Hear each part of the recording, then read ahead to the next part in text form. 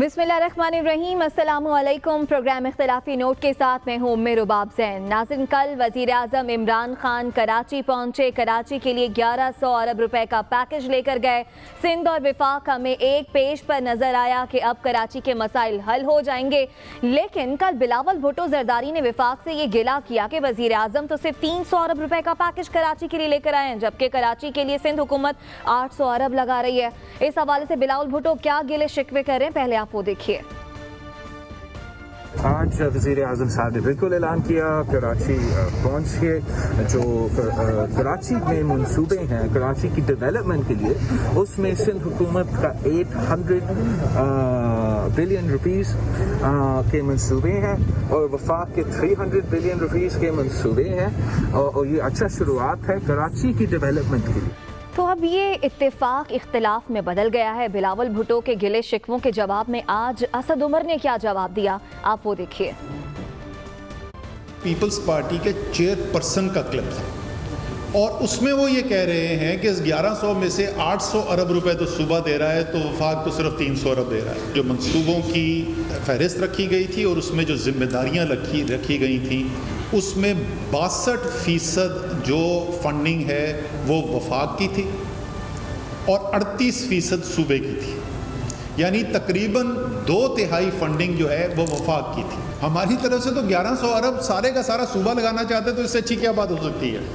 ये शहर जो है वो 90% से ज़्यादा सिंध की हुकूमत के रेवेन्यूज़ देता है। हमें ये दिखाने की ज़रूरत नहीं है कि हम सिंध की हुकूमत से ज़्यादा कर रहे हैं, सिर्फ सच बोलिए, जो बात है उतना बताइए। तो इसी पर गुफ्तगू का आगाज करेंगे। हबीब साहब, असद उमर कह रहे हैं बिलावल भुट्टो जरदारी साहब को लेकर के सच बोलिए, जो बात है आवाम को वो बताएं। आपके पास हकीकत है कि कौन कितना लगा रहा है, किसने कितना लगाना है कराची पर? देखिए, मुश्ताक अहमद यूसुफी ने एक दफ़ा लिखा था कि झूठ की 3 किस्में होती हैं, झूठ, सफ़ेद झूठ और आदाद व शुमार। तो ये जो आदाद व शुमार दोनों तरफ से बयान किए जा रहे हैं, इनको आप झूठ के झैल में रखें। उसकी वजह यह है कि दोनों जमातों ने दरअसल अपनी जो पॉलिटिकल कॉन्स्टिट्यूएंसी है उसको मुतमईन करने के लिए इन्होंने अपना ऐलान किया है।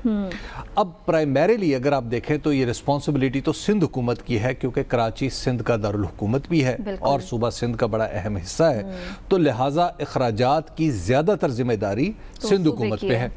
और दूसरा, जहां तक कराची का मसला है कि वफाक की इंटरवेंशन, तो कराची ने वफाक को जो कुछ इस वक्त दे रहा है उसमें एक तो यह है कि इंटरेस्ट दिखाना है, क्योंकि वहाँ से बहुत सारी 14 नशिस्तें हैं MNAs की, तो लिहाजा वहाँ पर इमरान खान साहब को रिस्पॉन्सिव होना है। उसके साथ साथ वहाँ पे कुछ ऐसे मंसूबे हैं जो दरअसल है ही उनकी नेचर ही वफाकी है। मसलन आपको याद है ग्रीन लाइन का मंसूबा, आपको पता है कि KCR जब भी रिवाइव हो, अगरचे उसे कहा गया है कि वो 3 साल में रिवाइव होगी, तो उसके लिए 300 अरब रुपए चाहिए। अब 300 अरब रुपए कराची सर्कुलर रेलवे, तो चूंकि वो रेलवे का प्रोजेक्ट है तो उसके लिए 300 अरब रुपए कराची उसमें वफाक देगा। इसी तरह जो K4 का प्रोजेक्ट है उस पर कुछ पैसा वफाक ने ऑलरेडी लगा दिया हुआ है और कुछ पैसा सिंध हुकूमत ने लगाया हुआ है। अब K4 का प्रोजेक्ट, जो मेरी मालूमात ये है कि जो अंदर की मीटिंग में फैसला हुआ कि अब K4 मुकम्मल तौर पर वफाक के पास होगा और कराची तक वो जो नहर बननी है किंजर से वहां तक वो बना दी जाएगी, और इसी तरह कराची के अंदर वो सूबे का काम होगा। अब देखिए, ये सारे वो काम हैं जो होने हैं। अब प्रॉब्लम ये है कि कल मैंने यहाँ पे सईद गनी साहब जब फ़ोन पे थे तो मैंने उनसे भी पूछा था कि आपके चेहरे बुझे क्यों हैं? हाँ।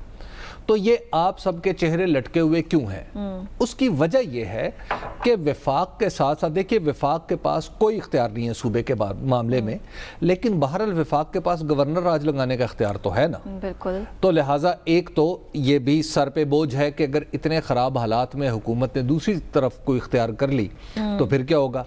उसके साथ फिर पाकिस्तान की फ़ौज है कि पाकिस्तान की फ़ौज भी सिंध हुकूमत को कह रही है कि आप इसको कौमी सलामती का मसला कराची और सिंध की गवर्नेंस बनती जा रही है, आप क्या चाह रहे हैं कि हम इसमें खुद आए। इसी वजह से कल की जो मीटिंग थी उसमें खुद हाजिर सर्विस लोग जो थे वो बैठे हुए थे, और मेरी तवक्को सिर्फ यही है कि यही लोग हैं जो कुछ काम कर सकेंगे। हालत ये है कि वफाक ने यूनुस धागा साहब को मुंतखब किया कि वो कराची के एडमिनिस्ट्रेटर हों। अब ایک درمیانہ راستہ اختیار کیا جا رہا ہے کہ افتخار چلوانی صاحب، اور افتخار چلوانی صاحب جن کو ایڈمنسٹریٹر بنایا جا رہا ہے وہ پہلے کمشنر تھے، ان کے بارے میں چلتے چلتے ایک چھوٹی سی بات سن لیں کہ پچھلے سال ایک صاحب ان کے پاس گئے، ایشین ڈیولپمنٹ کا ایک نیشنل ڈیزاسٹر کا بینک فنڈ ہے اس کی طرف سے، انہوں نے کہا چلوانی صاحب آپ ایسا کریں کہ 80-90 کروڑ روپے لے لیں اور کراچی کے لیے آپ کچھ چیزیں لے لیں، سنورکل لے لیں اور اس طرح کی چیزیں لے لیں جو کراچی کے ڈیزاسٹر مینیج کیا جا سکے۔ تو شلوانی صاحب نے کیا جواب دیا؟ انہوں نے کہا یہ پروکیور بھی ایشین ڈیولپمنٹ بینک ہی کرے، کیونکہ اگر ہم نے کیا تو پھر ہمارے پیچھے تو نیب پڑ جائے گا۔ صحیح ہو گیا۔ تو اب جو شخص جو ہے کراچی کے لیے 80-90 کروڑ روپیہ ٹرن ڈاؤن کر رہا ہے نیب کے خطرے سے، اب آپ اس کو ایڈمنسٹریٹر بنا لیں، چلے ٹھیک ہے بنا لیں، یہ بھی کر کے دیکھ لیں۔ کل تک لگ رہا تھا کہ اب سب اچھا ہو جائے گا، کراچی کے حالات ٹھیک ہو جائیں گے، وفاق اور سندھ ایک پیش پر، لیکن اچانک سے ابھی اختلافات جو سامنے آ گئے، اب تو پیسوں کی جنگ شروع ہو گئی۔ دیکھیے 2-3 باتیں ہیں۔ سب سے پہلے تو یہ کہ یہ جو سچ بولیں اسد عمر صاحب نے کہا، میرا خیال ہے کہ یہ سٹینڈرڈ تھوڑا زیادہ ہائی ہے بلاول بھٹو زدائی صاحب کے لیے، تھوڑا کم کریں اس کو، تاکہ کوئی ایسی سٹینڈرڈ رکھیں جو وہ میٹ کر سکیں۔ آپ نے سوال پوچھا کہ کون کتنا لگا رہا ہے، میرے خیال میں یہ سوال تو پاکستان کے اندر تقریباً ہمیشہ یہ آنسر کر سکتے ہیں کہ کون کتنا لگا رہا ہے۔ جو سوال ہم پاکستان میں اور خاص طور پہ کراچی میں اب تک آنسر نہیں کر سکے وہ یہ ہے کہ کون کتنا کھا رہا ہے۔ اور آپ کو زیادہ دور نہیں جانا پڑتا، وہی 2-3 اشخاص ہیں، کچھ 2 ہی پولیٹیکل پارٹیز کے اندر سے وہ اشخاص آپ کو سارے مل جاتے ہیں۔ حبیب صاحب نے ابھی ایک ایگزامپل بتائی، آپ کو پتہ ہے کہ کراچی کے ایک بہت بڑے منسٹر، یہ ہم ٹرانسپورٹیشن کی بات کریں، کراچی کے ایک بہت بڑے منسٹر جو کہ شارٹ لسٹ پہ تھے وزیر اعلیٰ بننے کے لیے اب سے کچھ عرصہ پہلے تک، وہ ان کو چائنیز نے اب 4-5 سال پہلے چائنا نے کچھ بسیں دیں اور کہا کہ جی یہ بسیں ہیں، آپ یہ ایئر کنڈیشن بسیں ہوں گی، کراچی کا ٹرانسپورٹ کا بڑا مسئلہ ہے، آپ ان بسوں کو فری ہم سے لیں اور چلائیں۔ انہوں نے وہ بسیں پورٹ سے نکلنے نہیں دیں، وہ بسیں 5 سال، وہ 100 کے قریب بسیں 5 سال پورٹ پہ کھڑی رہیں، 6 سال زنگ لگ گیا، خراب ہو گئیں، نکلنے اس لیے نہیں دیں کیونکہ جو کراچی کا ٹرانسپورٹ مافیا ہے اس کے وہ بینیفیشری ہیں، اور اگر یہ نئی بسیں آ جائیں گی تو ٹرانسپورٹ مافیا کیسے چلے گا؟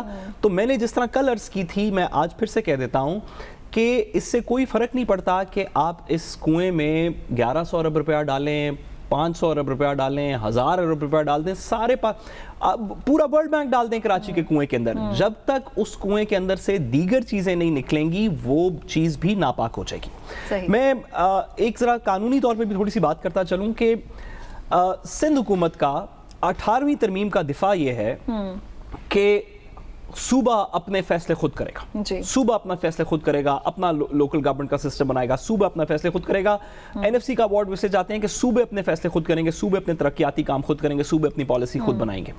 کراچی کے پچھلے 2 مہینے 3 مہینے، ویسے تو پچھلا 10 سال، لیکن پچھلے 2-3 مہینے کے اندر اگر ایک چیز پوری طرح تقریباً چکنا چور ہو چکی ہے تو وہ 18ویں ترمیم کی میتھ ہے۔ یہ بات کرنی، اگر واقعی صوبہ یہ سارے کام کر سکتا تھا تو یہ 800 ارب روپیہ یہ وزیر اعظم کا انتظار کیوں کیا؟ جس دن بارشیں پڑ گئی تھیں، اگر واقعی سندھ حکومت کے پاس 800 ارب روپیہ ہے کراچی کے اوپر لگانے کے لیے تو اس دن کیوں نہیں اناؤنس کر دیا؟ اس سے پہلے کیوں نہیں کر دیا؟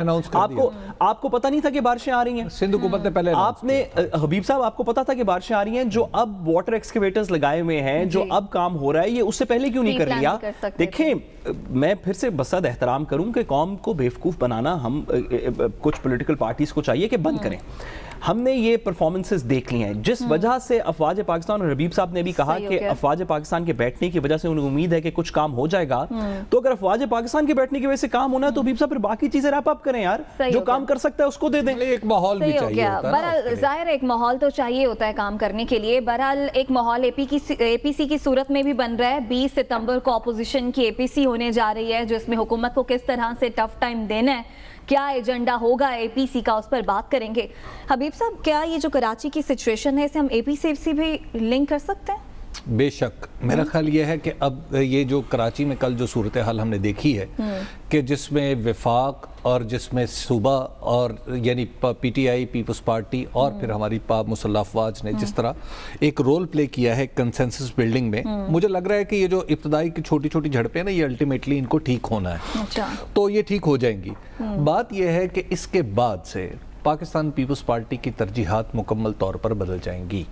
اس کی وجہ میں بار بار یہ عرض کرتا ہوں کہ پاکستان کے اندر اس وقت 2 بڑی پارٹیوں کے سٹیکس ہیں۔ ایک ہے پاکستان تحریک انصاف جو ظاہر ہے سب سے بڑی سٹیک ہولڈر ہے، اور دوسری ہے پاکستان پیپلز پارٹی جس کے پاس ایک صوبے کی حکومت ہے، اور پاکستان مسلم لیگ نون جو ہے وہ صرف مستقبل کے بارے میں سوچ رہی ہے، وہ خواب تو دکھا سکتی ہے، نقد کوئی ڈیلیور نہیں کر سکتی۔ تو لہٰذا ایسے موقع پہ جبکہ پاکستان پیپلز پارٹی کو یہ بھی احساس ہے کہ اور اب یہ حالیہ بارشوں کی وجہ سے کہ اس کرائسس کی سچویشن میں اگر کوئی آپ ایسی مہم چلاتے ہیں جس کے نتیجے میں حکومت ڈاواڈول ہو جائے یا حکومت گر جائے تو لہٰذا تو اس میں ڈیفینیٹلی پاکستان پیپلز پارٹی اس کا حصہ نہیں بنے گی، تو لہٰذا وہ جو حکومت کے خلق کو ٹف ٹائم دینے کا جو سوچا جا رہا تھا وہ میرا خیال ہے کہ اب حکومت کے لیے کچھ اچھی خبر اس میں آ گئی ہے۔ دوسرا میری خبر یہ بھی ہے کہ اب بلاول بھٹو زرداری صاحب بھی سیاست کا ایک انڈیپینڈنٹ ویو لینے لگے ہیں۔ وہ جو انڈیپینڈنٹ ویو ہے وہ آصف علی زرداری صاحب سے 180 ڈگری پہ مختلف تو نہیں ہے، لیکن بہرحال اس میں کچھ نہ کچھ انہوں نے اپنا ایک ٹینجنٹ بنایا ہے، اپنا ایک نیا راستہ بنانے کی کوشش کر رہے ہیں، جس کی وجہ سے جو پیپلز پارٹی کی جو اے پی سی میں شمولیت ہوگی وہ بہت سارے ifs اینڈ بٹس کے ساتھ ہوگی، تو لہٰذا اس اے پی سی سے وہ توقع جس طرح حکومت کی ٹانگیں چند دن پہلے کانپ رہی تھی، میرا خیال ہے کہ اب انہیں اپنی لرزتی ٹانگیں سنبھال لینی چاہیے اور اپنا کام کرنا چاہیے۔ فی الحال یہ اے پی سی انہیں کچھ نہیں کر رہی۔ چند دن پہ کچھ اخبار میں ایک کارٹون چھپا تھا جس میں ایک کاغذ کے جہاز کے اوپر ساری اے پی سی کی قیادت سوار تھی اور عمران خان اس کو یوں دیکھ رہے تھے، تو میرا خیال ہے کہ یہ کاغذ کی سواریاں، کاغذ کے جہاز کی سواریاں جو ہیں وہ زیادہ دور تک نہیں اڑ پائیں گی۔ عمران خان صاحب کے لیے فی الحال ستہ خیرہ رہے۔ عمران خان کے لیے ستہ خیرہ ہیں، حبیب صاحب کو ایسا لگتا ہے اپوزیشن کے اے پی سی کے لیے، اپوزیشن کے لیے ڈویبل کیا ہو سکتا ہے؟ سڑکوں پر آئیں گے، کوئی تحریک چلائیں گے، جیسا کہ شیخ رشید کہہ رہے ہیں کہ جلد سے جلوس کریں گے اور بس آیا گیا ہو کس منہ سے چلائیں گے؟ مجھے یہ بتائیں کہ پیپلز پارٹی کیا لے کے سندھ کی عوام کے پاس جائے گی، کیا کہے گی جا کے کہ ایکچولی جی ہم یہ حکومت وفاقی گرانا چاہتے ہیں کیونکہ اگر ہماری حکومت بن جائے تو ہم دودھ کی نہریں بچھا دیں گے یہاں پہ۔ پچھلے 10 سال میں لوگوں نے نہیں دیکھا، لوگ بیوقوف ہیں۔ بھائی بلاول بھٹو زرداری صاحب کی، حبیب صاحب نے کہا کہ ترجیحات سیاسی پیپلز پارٹی کی ترجیحات بدل جائیں گے۔ بلاول بھٹو زرداری صاحب ایک اپنا الیگزینڈر دی گریٹ کی طرح ایک کورس چارٹ کریں گے، تو ایسا کچھ نہیں ہوگا۔ یہ ہم پہلے بھی یہ بازو ہمارے آزمائے ہوئے ہیں۔ بلاول بھٹو زرداری صاحب 2013 کے الیکشن میں پہلی دفعہ لانچ ہوئے، پھر 2014 کی جب عمران خان صاحب تحریک چلا رہے تھے نواز شریف صاحب کے خلاف تو بلاول بھٹو زرداری صاحب پھر سے لانچ ہوئے، پھر وہ سپرمین کی شرٹ پہن کے سندھ کے اندر پھر سے بلاول صاحب لانچ ہوئے، پھر 2018 کے الیکشن میں بلاول صاحب پھر سے لانچ ہوئے۔ تو چلیں ایک دفعہ پھر سے لانچ کر لیتے ہیں ان کو ان بارشوں کے بعد، لیکن میں پھر سے گزارش کروں کہ اس طرح کی امیدیں نہ لگانی چاہیے، نہ لوگوں کو دینی چاہیے۔ میں سندھ کی عوام اس وقت، ہم نے تھر کے بچوں کو بھوک سے مرتے دیکھا، ہم نے لوگوں کو ریبیز کی دوائیوں سے مرتے دیکھا، ہم نے دیکھا کہ لاڑکانہ کے اندر ایک ورکنگ ڈسپینسری نہیں ہے، ہم نے دیکھا کہ کراچی کے اندر لوگ ڈوب رہے ہیں، سیلاب آ رہا ہے، لوگوں کی جھگیاں جو ہیں وہ پانی سے کے نیچے آ چکی ہیں۔ ان کے مسئلے سالو کون کرے گا؟ وہ شخص جس نے آج تک ایک رات اے سی کے کمرے کے بغیر زندگی میں گزاری نہیں، وہ شخص جس نے کہ کبھی ٹھیلے سے ٹماٹر کی قیمت نہیں پوچھی، وہ شخص جس کی گاڑی کبھی ٹریفک کے اندر آج تک اس کی زندگی پوری میں پھنسی نہیں۔ حبیب صاحب کوئی خدا کا خوف کرنا چاہیے۔ ایک فکرہ کہنا چاہوں گا، میں نے بلاول بھٹو زرداری کو پسینے میں اس طرح ڈوبا ہوا دیکھا ہے کہ سر سے لے کے سر کے بالوں سے بھی پسینہ ٹپک رہا ہے، اور انہوں نے جو قمیض پہنی ہوئی ہے اس کے ہر طرف پسینہ نظر آ رہا ہے۔ ایسا نہیں ہے، بڑی عظمت ہے یہ، ایسا نہیں، میں نے بہت دفعہ دیکھا ہے، بڑی ایک سیکنڈ دیکھیے بہت دفعہ، بڑی عظمت ہے یہ کہ ان کو پسینہ آتا ہے۔ اتنا بڑا کمال، اتنا بڑا کمال حبیب صاحب کے پسینہ آتا ہے بلاول بھٹو زرداری صاحب۔ ایسا نہ کریں، آپ اتنے بڑے ایک پولیٹیکل لیڈر ہیں اور محترم لیڈر ہیں، دیکھیے ایسا نہیں ہے۔ پھر تو آپ قائد اعظم کے لباس پہ بھی اعتراض کریں۔ قائد اعظم محمد علی جناح نے عوام کے ساتھ چلے، آپ ایسا نہیں، وہ بھی عوام کے ساتھ ہی، ہر سیاستدان کا قائد اعظم محمد علی جناح اور بلاول بھٹو زرداری صاحب ایسا نہیں ہے۔ آپ میں کوئی پیرلل ڈرا نہیں کر رہا، لیکن ہر سیاستدان کا دعویٰ یہ ہے کہ وہ عوام کے ساتھ ہوتا ہے، اور ہمیں اس دعوے کا ایک ہی ٹیسٹ ہے، وہ ہے الیکشن۔ تو وہ سندھ سے الیکشن جیتی ہے ان کی پارٹی، اور پاکستان تحریک انصاف ہاری ہے، لہٰذا وہ سب سے بڑی پارٹی ہے وہاں کی۔ بہرحال سیاستدان کتنا عوام کے ساتھ ہیں، عوام کو الیکشن کے دنوں میں اس بات کا احساس ہو جاتا ہے، پھر جب الیکشن کے بعد ٹائم گزرتا ہے تو بہت اچھے سے احساس ہو جاتا ہے۔ پروگرام میں بریک کا وقت ہوا ہے، بریک سے جب واپس آئیں گے تو بھنگ کی کاشت کی بات کریں گے، ہمارے ساتھ رہیے گا۔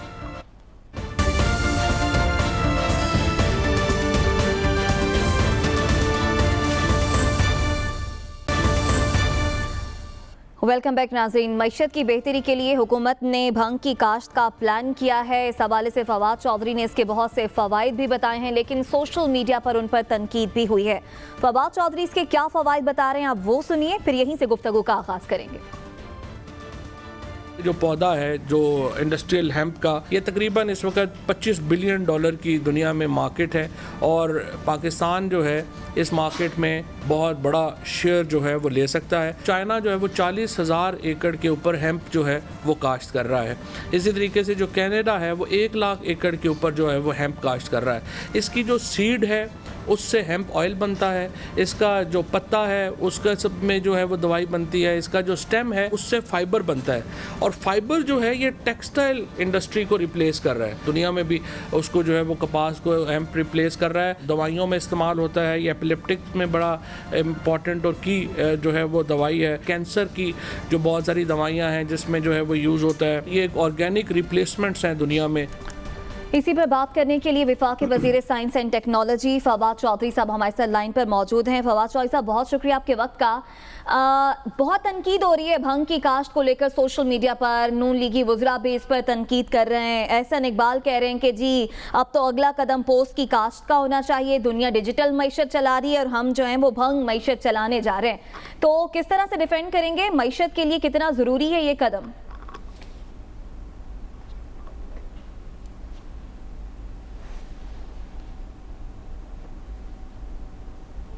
फवाद चौधरी साहब सुन पा रहे हैं?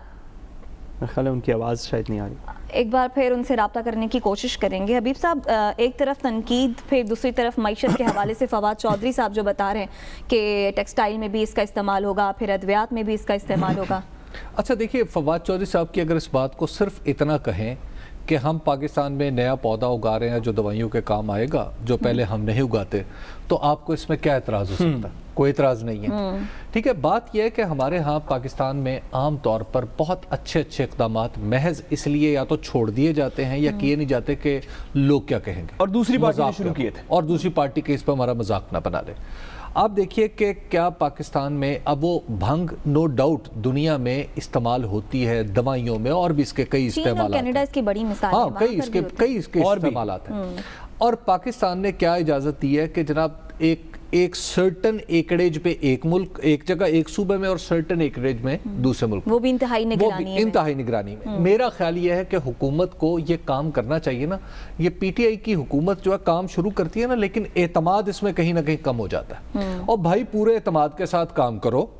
ये दुनिया में इसे हॉर्टिकल्चर कहते हैं और ये दुनिया में वैल्यू एडेड एग्रीकल्चर समझा जाता है कि दवाइयों के लिए इस्तेमाल होने वाले पौधे आप उगाते हैं और मखसूस निगहदाश्त में उगाते हैं, नॉट सिक्योरिटी में, निगहदाश्त, और वो फार्म्स को बाकायदा सर्टिफाई किया जाता है और कंपनियां जो हैं वहां से आके खरीदती हैं। लेकिन हमारी हालत ये है कि हम उसका मजाक भी उड़ा रहे हैं और हुकूमत भी उसको हबीब साहब कथा कलामी की माजरत, फवाद चौधरी साहब हमारे साथ लाइन पर मौजूद हैं। जी साहब, आप पूछ सकते हैं सवाल। फवाद साहब, मेरे ख्याल में तो ये बड़ा अच्छा इनिशिएटिव है। वैसे भी एक ओवरऑल मूव है सारी दुनिया के अंदर इस तरह की हर्बल इश्यूज़ को लीगलाइज करके, तो उनको जिस तरह आपने निशानदेही की कैंसर और दीगर लोगों के लिए इस्तेमाल करने का, कैनबिस ऑयल और दीगर चीज़ों के अंदर। सर ज़रा इम्पैक्ट बताइएगा कि मईशत में हमारा, एक तो इसकी मेडिकल फैसिलिटीज़ और इसकी दूसरे बेनिफिट्स, तो एक तरफ इकोनॉमिकली ये कितनी बड़ी मार्केट है पाकिस्तान के अंदर, इसमें क्या प्रोजेक्शन आप देख रहे हैं? अच्छा नहीं, पहले तो आप एक बात जहन में रखिए, जो मेरा ये ख्याल है कि अगर हमने पाकिस्तान के खसारों से निकलना है, अगर हमने पाकिस्तान की मईशत को चलाना है, तो आप ये रूटीन के आलू मटर गाजर बेच के कभी ये पूरे नहीं कर सकते। ट्रू जी, वैल्यू एडिशन, तो बायोटेक्नोलॉजीज की तरफ जाना पड़ेगा, आपको टेक्नोलॉजी की तरफ जाना पड़ेगा। और दुनिया में जितनी मईशतें हमारे जैसी, स्पेशली जो थर्ड वर्ल्ड मईशत से, चाइना की मिसाल हमारे सामने है, उन्होंने टेक्नोलॉजी के ऊपर अपनी मईशत जो है उसको सवार किया है। और इसीलिए फ्रेंकली मैं तो प्राइम मिनिस्टर साहब से भी, आर्मी चीफ साहब से भी मेरी जब भी बात होती है, मैं उनसे कहता हूँ कि आप रोजाना पुराने सेठ बुला लेते हैं और उनसे हम दोबारा सुनना शुरू कर देते हैं, फलानी हमें इतनी सब्सिडी दे दे, हमें ये करते हैं, इसके बजाय یہ جو نوجوان ہمارے ٹیکنالوجی کے لڑکے لڑکیاں ہیں ان کے ساتھ ٹائم گزارے تو زیادہ چانسز ہے پاکستان کے باہر آنے کے. اچھا فواد، یہ اب آپ نے بڑا اچھا کیا کہ یہ دوائیوں میں کام آئے گا یہ پودا، لیکن مجھے یہ بتائیں کہ آپ نے سرٹن ایکڑیج کی اجازت دی ہے، آپ اس کو کھول دیں، اس کی کاشت کریں، لوگ اس کو پرائیویٹ سیکٹر کاشت کرے اور بیچے؟ بالکل آپ کی بات صحیح ہے، یہی ہونا ہے. اگر ہم نے اکانومی آف اسکیل بنانی ہے تو ایگزیکٹلی ہمیں یہی کرنا پڑے گا جو آپ بات کر رہے ہیں. لیکن ایشو یہ ہے کہ اس کا چونکہ ہمیں فریم ورک بنانا ہے پہلے، جیسے کینیڈا نے پہلے اپنا فریم ورک بنایا، آسٹریلیا نے بنایا، چائنا نے بنایا. چائنا میں ویسے چونکہ اسٹیٹ مونوپلائز کرتی ہے ہر چیز کو، تو جن ملکوں میں برطانیہ نے فار ایگزامپل $1 بلین کا پچھلے سال انہوں نے CBD بیچا ہے، ان ملکوں نے شروع میں ایگزیکٹلی یہی کیا تھا جو ہم کر رہے ہیں. یعنی پہلے دیکھیں نا، اس کا یہ ایک تو کیونکہ یہ کینیبس یا بھنگ نہیں ہے، یہ اس کی ایک قسم ہے، تو آپ نے اس کا بیج امپورٹ کرنا ہے. امپورٹ کر کے ہم دیکھیں گے کہ ہماری انوائرمنٹ اس بیج کو کیسے ٹریٹ کرتا ہے. تو it has to grow in a very strict scientific control. کیسے وہ آگے جاتا ہے. تو فواد چودھری صاحب، اس پہ اتنی تنقید کیوں ہو رہی ہے؟ سوشل میڈیا پر لوگ بھی تنقید کر رہے ہیں، پھر احسن اقبال صاحب کہہ رہے ہیں کہ دنیا ڈیجیٹل معیشت چلا رہی ہے اور ہم جو ہیں بھنگ معیشت چلا رہے ہیں. میمز بھی بن رہی ہیں دوبارہ اس پہ. ویسے فرینکلی میرے خیال میں تو کافی لوگوں نے پازیٹیو دیا، سوائے ایک دو گروپ کے کسی نے جو بات کی ہو تو کی ہو. پال صاحب وغیرہ تو ایجنڈے پہ ہے نا، وہ ان کو تو ان کی تنقید کا تو اور پرابلم ہے نا. لیکن اس کے علاوہ اوور آل آئی تھنک کہ لوگوں نے بڑا پازیٹیو لیا ہے، اور اسپیشلی ان لوگوں نے جو بایو ٹیکنالوجی کی اہمیت کو سمجھتے ہیں اور جن کو پتہ ہے کہ آگے جو اکانومیز ہیں بایو ٹیکنالوجی ان کو کیسے افیکٹ کر رہی ہے. فواد صاحب یہ بتائیے کہ کیا اس کے کورسپونڈنگ، جس طرح بھی آپ نے کہا کہ ایک فریم ورک بننا ہے جو کہ بیسیکلی فریم ورک کا پرپز یہ ہوگا کہ اس پلانٹ کی ابیوز نہ ہو سکے، آپ اس کو پراپرلی ریگولیٹ کر کے جن مقاصد کے لیے استعمال کرنا چاہتے ہیں انہی مقاصد میں استعمال ہو، تو کیا اس میں فواد صاحب کوئی قانون سازی اینٹیسپیٹڈ ہے یا اس کی کوئی ریگولیشنز بنیں گی، اس کا کوئی ریگولیٹنگ میکنزم ہوگا؟ کیا سوچ رہے ہیں آپ؟ ریگولیٹنگ میکنزم اس کا دیا ہوا ہے، سیکشن 4 جو ہے اینٹی نارکوٹکس فورس کا، اینٹی نارکوٹکس ایکٹ کا، اس کا جو سیکشن 4 ہے وہ یہ فریم ورک لے ڈاؤن کرتا ہے اور وہ پھر آگے رولز کا فریم ورک بتاتا ہے. تو ابھی جو یہ چونکہ پروڈکشن جو ہے وہ ANF کے انتظامات کے تحت ہونی ہے، اینٹی نارکوٹکس نے اس کو کنٹرول کرنا ہے، پروڈکشن صرف سرکار نے کرنی ہے، اور اس کے کمرشل پارٹنرز پھر ہم آگے بنائیں گے جب ہم اس کو ایکسپورٹ کے اوپر آئیں گے. لیکن آپ کو نہیں لگ رہا کہ آپ زیادہ سٹرکٹ ہو رہے ہیں؟ بھنگ جو ہے ہمارے ملک میں پیدا بھی ہوتی ہے اور چلتی بھی ہے، جو استعمال روکنے کی کوشش کی جاتی ہے وہاں پہ جا پترا پیس آوی تے رنگ لاوی، یہ سارے کام تو ہم سنتے ہیں گاؤں دیہاتوں میں، تو کیا روکنے کی ضرورت ہے؟ سارے سندھ کا تھادل اسی طرح. وہ بات یہ ایکچولی کہ اگر اس کا استعمال غلط استعمال میں، جیسے ابھی یہ آپ احسن اقبال صاحب کی پوسٹ کی اسٹیٹمنٹ بتا رہے تھے نا، تو اگر ہم سائیکوٹروپک سبسٹینس میں چلے جائیں تو پھر تو وہ $320 بلین کی مارکیٹ ہے اس وقت دنیا میں. لیکن ہم ابھی تیار نہیں ہیں ادھر جانے کے لیے. ہم اس کو سائیکوٹروپک سے 0.3 TCL رکھنا چاہتے ہیں تاکہ یہ سائیکوٹروپک یا نشہ آور ادویات میں کسی طرح استعمال نہ ہو سکے. اور فواد صاحب ذرا اس کا ابھی کا آپ کے خیال میں جو اس کی پروجیکشن میں اکنامک امپیکٹ ہے، ذرا اس پہ تھوڑا سا ذرا واضح کیجیے گا کہ ہم شارٹ ٹرم میں کیا economic gains do they expect کر رہے ہیں؟ یہ دیکھیے تقریباً جو ہماری اپنی پروجیکشن ہم نے بنائی ہے، اگر ہم اس کے اوپر یہ الٹیمیٹلی 8-10 مہینوں میں ہم چلے جائیں پرائیویٹائزیشن پرائیویٹ سیکٹر میں، جس طرح یہ اپنے ابھی وکم صاحب نے جو ہے وہ بتایا سجیسٹ کر رہے تھے، تو ہم سمجھتے ہیں کہ $1 بلین کے قریب، جو اس وقت تقریباً $25-26 بلین دنیا میں ہے، تو ہم $1 بلین کا جو شیئر ہے اپنا وہ ہم لے سکتے ہیں 3 سالوں میں، which is obviously quite انشاءاللہ. جی ٹھیک ہے، بہت شکریہ. وفاقی وزیر science and technology Fawad Chaudhry صاحب ہمارے ساتھ موجود تھے. بریک کا وقت ہوا ہے، بریک سے جب واپس آئیں گے تو یوم دفاع کی بات کریں گے. ہمارے ساتھ رہیے گا.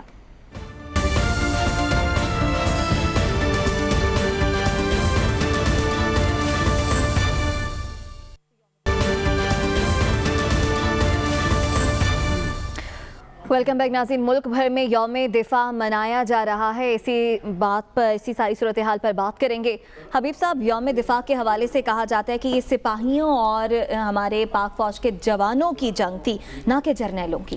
یہ بات آپ کی 100% ٹھیک ہے، اور یہ تاثر جو ہے اس کی تائید جو ہے، ایک دفعہ یہی سوال میں نے جنرل پرویز مشرف سے پوچھا تھا اور جنرل پرویز مشرف نے مجھے بتایا کہ آپ بالکل ٹھیک کہہ رہے ہیں.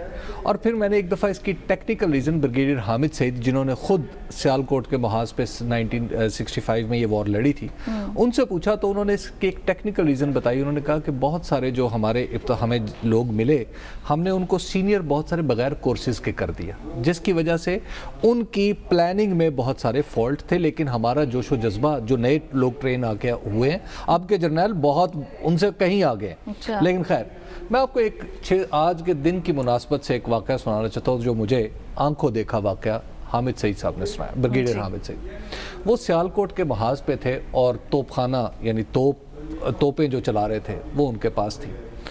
تو جب اس طرف سے فائرنگ ہونا شروع ہوئی تو سب لوگوں نے، ایک موقع ایسا آیا کہ جب سب لوگوں کو کہا گیا کہ آپ تھوڑی دیر ٹیکٹیکلی آپ پیچھے ہٹ جائیں اور پھر اس کے بعد ہم اپنی کارروائی کریں گے. کہتے میں چونکہ کپتان تھا تو میں نے سب کو آرڈر کیا اپنی کمپنی کے لوگوں کو کہ جناب پیچھے آ جائیں، مورچے میں آ جائیں. اب جناب ایک شخص تھا، اس کا نام تھا شاہ بہرام. شاہ بہرام صاحب نوجوان آدمی تھے اور گلگت کے تھے. شاہ بہرام اندر نہیں آیا اور شاہ بہرام جو ہے نا، وہ اس نے اپنے آپ کو ایک توپ کے ٹائر کے اوپر یوں لٹا لیا. تو بریگیڈیئر صاحب کہتے ہیں کہ میں نے اسے کہا کہ تم آؤ اندر. تو اس نے کہا بریگیڈیئر صاحب، پاکستان کے پاس شاہ بہرام تو کئی آ جائیں گے، یہ جو توپ کا ٹائر ہے ہمارے پاس نہیں ہے، میں اس کی حفاظت اپنے جسم سے کر.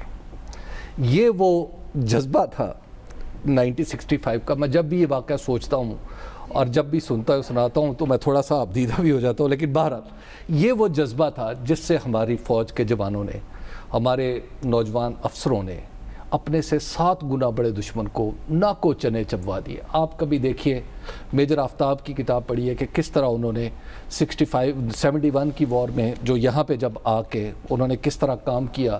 اس طرح خود جنرل پرویز مشرف نے بڑی اچھی پرفارمنس کا مظاہرہ کیا. اب تو وہ لوگ ہم میں سے اٹھتے جاتے ہیں جنہوں نے وہ جنگیں اپنی آنکھوں سے دیکھی یا لڑیں. تو اب تو یہ واقعات ہیں. یہ ایک واقعہ تھا جو تاریخ کا حصہ بنانے کے لیے آج میں نے آپ کو سنایا. ہمارے جوانوں نے، سپاہیوں نے جس طرح سے جان کا نذرانہ دے کر آج کے دن جو ہے وہ بھارت کو اس کی اوقات یاد دلائی اور بتایا کہ یہ وطن ہمارا ہے اور پاکستان کا سپاہی، جوان ہو یا بچہ، ہم اس کی حفاظت کے لیے ہر وقت تیار ہیں. دیکھیے، ہم آج کے دن کو 1965 کے نام سے تو یاد رکھتے ہیں، لیکن کیونکہ یوم دفاع ہے تو آج کا دن ان تمام شہداء کا ہے جو کہ اس کے بعد سے لے کے آج تک اور اس سال تک اور اس ہفتے تک پاکستان کے لیے اپنی جان کو قربان کرتے رہے. میں دیکھیں، شہداء کے بارے میں بات کر کے، شہداء کے درجات کی بلندی کے لیے دعا کر کے آپ ان پہ کوئی احسان نہیں کر رہے، کیونکہ وہ ویسے ہی شہید ہیں. آپ اپنی تھوڑی سی مہربانی اپنے اوپر کروانے کی کوشش کر رہے ہیں کہ ہو سکتا ہے کہ ان کے بارے میں دعا کرنے سے شاید آپ کے درجات بلند ہو جائیں. میں آج یہ یوم دفاع کا پروگرام جب دیکھ رہا تھا ٹیلی ویژن پہ لائیو، تو بوڑھے والد، بیوہ عورتیں آ کے تو اپنے شہداء لواحقین کے بہاف کے اوپر آ کے ایوارڈز ریسیو کر رہے تھے. صوبیدار میجر، اس طرح کے بہت سے شہداء کے نام لیے گئے، ان کو ایوارڈز دیے گئے ان کے پوسٹ ہیومسلی. تو میں سوچ رہا تھا کہ ان لوگوں نے اپنے جوان بیٹے، اپنے جوان خامد، اپنے بھرپور اپنے والدین کی قربانی دے دی. تو یہ جب ہمارے ملک کے بارے میں دیکھتے ہوں گے، ہم ہر سال ان کو آج کے دن یاد کر لیتے ہیں، لیکن ویسے جب یہ ہمارے ملک کے بارے میں دیکھتے ہوں گے کہ اتنے ارب، تو اتنے 100 ارب، تو اتنے 500 ارب، تو اتنے 1000 ارب، تو اس لنڈن کے فلیٹس اور دبئی کی پراپرٹیز، تو کیا سوچتے ہوں گے؟ وہ عورت جس کے خامد نے 50,000 روپے کی فوج کی نوکری کرتے ہوئے اس نے اپنی جان دے دی، اور اب اس کی کوئی 40-50,000 روپے کی پینشن ہوگی، جو کہ آج برقعے میں ایک ایوارڈ ریسیو کرنے کے لیے آئی تھی، جس کے بچے APS کے اندر کہیں پہ پڑھتے ہوں گے. وہ کیا سوچتی ہوگی؟ کس جذبے پہ انہوں نے قربانی دی، اور وہ کون سی چیزیں ہیں جن کے اوپر آج آپ اور میں گزشتہ کل میں بھی اور آنے والے فرائیڈے پہ بھی جب ہم اپنا نیکسٹ شو کریں گے تو ہم ایسی چیزوں کے بارے میں بحث کر رہے ہوں گے جس میں 2 سیاستدانوں کی ٹویٹیں اور 5 ارب اس کے حلوائی کے اکاؤنٹ سے اور 2 ارب. تو بہت افسوس ہوا آج یہ ساری چیزیں دیکھ کے کہ ہم بطور قوم اس طرح قدر نہیں کر پائے، نہ کر رہے ہیں اپنے شہداء کی جس طرح کرنی. اس میں جو آج ہمارے چیف آف آرمی اسٹاف نے ایک بات کی، 5th جنریشن وارفیئر. دیکھیے اب یہ ہماری آگے آنے والی وار جو ہے نا، وہ شاید یہ ہے کہ ایک نئی نسل کی ایک ہائیبرڈ وار ہوگی. اس کو اور لڑنے کے ابھی لیے بھی اس کو لڑنے کے لیے نا ہمیں, میرا خیال یہ ہے کہ ہمیں یہ کام اب بحثیت قوم ہمیں اس پہ اکٹھا ہونا ہوگا. جس طرح ہم کل کراچی پہ اکٹھے ہوئے نا, بالکل ہمیں 5th جنریشن وارفیئر کے بارے میں بھی اور اس ہائیبرڈ وار کو لڑنے کے لیے بھی ہمیں اکٹھا ہونا ہوگا. صحیح ہو گیا. یہ صرف فوجی معاملہ نہیں ہے, بے شک یہ صرف سیاسی معاملہ نہیں ہے, یہ ایک قومی معاملہ ہے جس پہ اکٹھے ہوں گے اور اس ٹرم کو پوری طرح سمجھ لیں گے تو تب اس یہ ٹرم کا ہمارے بڑا مذاق اڑایا گیا. صحیح. سال پہلے تک بڑا مذاق اڑایا گیا. پروگرام سے اجازت دیجیے, آپ سے اگلے ہفتے ملاقات ہوگی. اللہ نے کے بعد.